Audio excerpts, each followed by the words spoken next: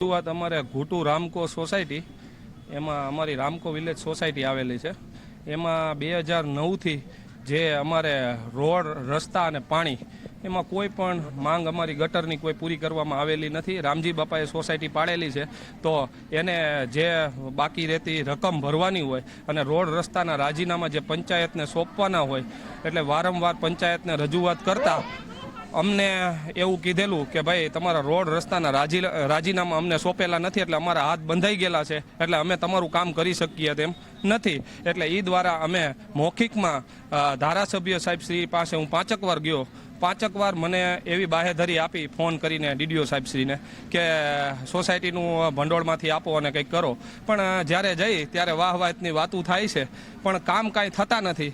વારંવાર રજૂઆત કરવા છતાં ધારાસભ્ય સાહેબશ્રીનું પાણી પણ હલતું નથી। તો આજ અમારી સોસાયટી આજ ઘરે ઘરે ખાટલો છે માંદગીનો અને આજ અમે જે સોસાયટી બધા હેરાન થઈએ છીએ, કોઈ રિક્ષાવાળો અમારી ત્યાં આવવા તૈયાર નથી અને રોડ રસ્તાની હાલત એટલી બધી ગંભીર છે કે કાલે એક છોકરો પડી ગયેલો, એને 9 ટાંકા આવેલા છે। તો અમારી સોસાયટી આજે આ જે માંગ સાથે નીકળી છે કે અમને પાણી આપો, રોડ આપો અને ગટર આપો, જેથી કરી અને અમે સારું એવું જીવન જીવી શકીએ। અમે મીડિયમ વર્ગના માણસો છીએ અને અમારે અત્યારે 800 ને 1000ના પાણીના ટાંકા પોસાય એમ નથી। આ મોંઘવારીનો માર અમને મારી નાખશે અને જો આ અમારી રજૂઆત લેવામાં નહીં આવે તો અમે ગાંધી ચીલિયા માર્ગે પણ હાલશું। અને વડાપ્રધાન મોદી સાહેબે જે એવું કીધેલું કે ઘર ઘર જલ નલ યોજના, તો અમારે તો 1000ના ટાંકા મંગાવવા પડે છે।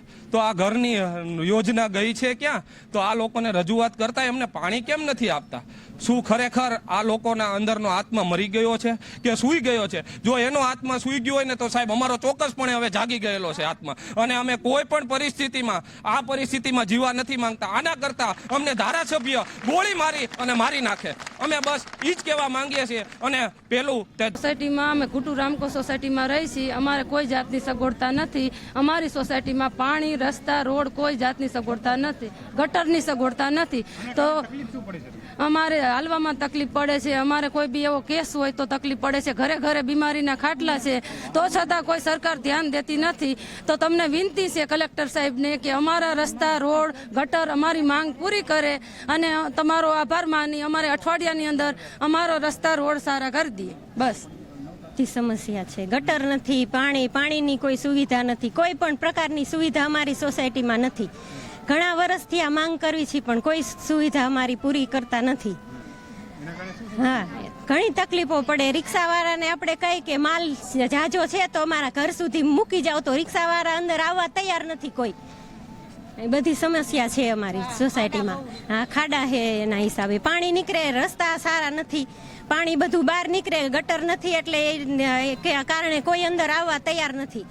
એમ્બ્યુલન્સ વાળા કોઈને ઇમરજન્સી હોય તો એમ્બ્યુલન્સ વાળા ગેટે આવે, અંદર આવવા તૈયાર નથી।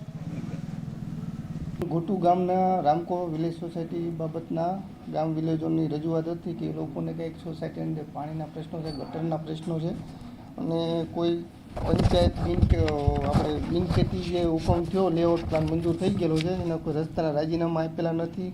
એ કોઈ હુકમ કરતા હોય એટલે એને રસ્તા રાજીનામા આપીને દંડ લેવાની રજૂઆત એ લોકોએ કરવામાં આવેલી છે। હમણાં અમારા તરફથી આજે અરજી બાબતે કલેક્ટર સાહેબશ્રીને મહાનગરપાલિકામાં જાણ કરવામાં આવશે તથા મામલતદારશ્રી, સર્કલ ઓફિસર શ્રી સાહેબ દ્વારા રૂબરૂ સ્થળ તપાસ 1 વીકની અંદર નિકાલ કરવામાં આવશે।